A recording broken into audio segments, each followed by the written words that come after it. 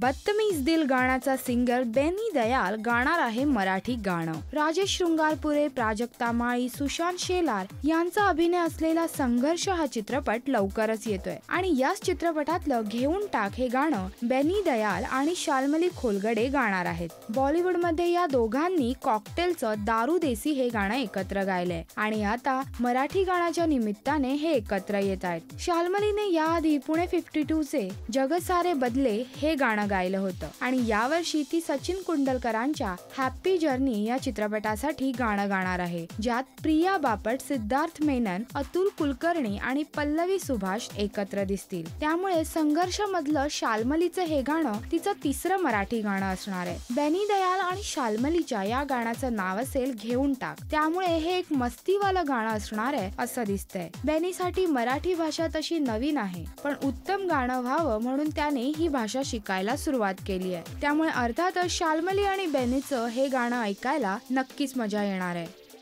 नमस्कार, मी Prajakta Mali. Subscribe to Rajshri Marathi.